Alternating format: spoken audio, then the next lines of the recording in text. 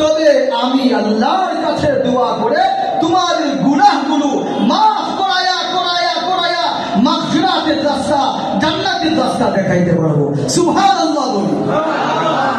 একটাই জবাব, আসে আল্লাহ আপনাকে জান্নাত দিবে, আসেন আল্লাহ আপনাকে মাফ করবে, মাগফিরাতের রাস্তা দেখাবে, সুন্দর এক রাস্তা।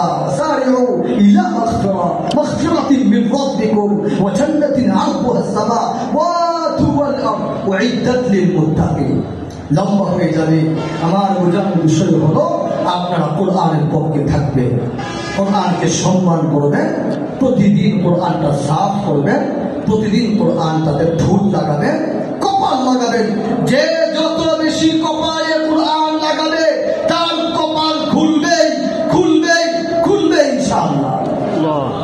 আর যদি কোরআনের সাথে বেয়াদবি করেন, কোরআন ওয়ালাদের সাথে বেয়াদবি করেন, একজন হাফেজের সাথে, একজন আলেমের সাথে, একজন আল্লামার সাথে, একজন শাইখুল হাদিসের সাথে যদি বেয়াদবি করেন, তাহলে আল্লাহ তাআলা দুনিয়া ও আখিরাত দুনিয়ায় নষ্ট করে দিবেন, একটা কল্যাণও পাবেন না। নবীজি সাল্লাল্লাহু আলাইহি ওয়াসাল্লাম তাওয়াফের সময় রুকনে ইয়ামানি থেকে হাজরে আসওয়াদ পর্যন্ত এই দোয়াটা করতেন, রব্বানা আতিনা ফিদ দুনিয়া হাসানা ওয়া ফিল আখিরাতি হাসানা ওয়া কিনা আযাবান নার। আল্লাহ, দুনিয়ার সমস্ত হাসান আপনি আমাকে দান করেন, দুনিয়ার সমস্ত কল্যাণ আপনি আমাকে দান করেন, পরকালের সমস্ত কল্যাণ আপনি দান করেন। আর ওই যে জাহান্নামের আগুন, ওই আগুন থেকে, লাকড়ি থেকে, শাস্তি থেকে আমাকে হেফাজত করুন।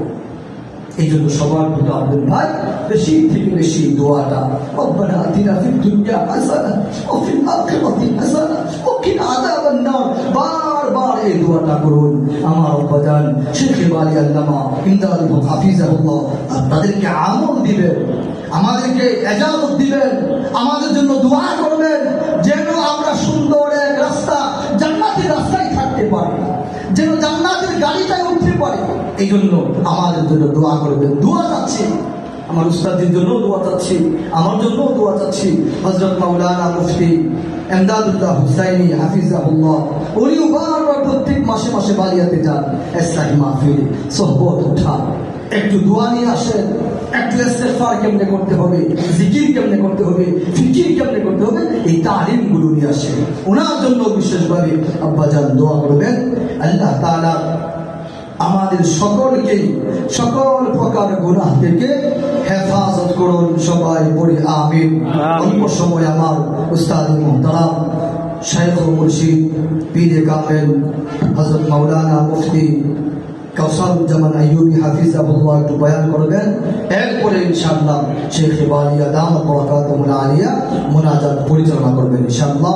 ওয়া আখিরু দাওয়ানা আলহামদুলিল্লাহি রাব্বিল আলামিন।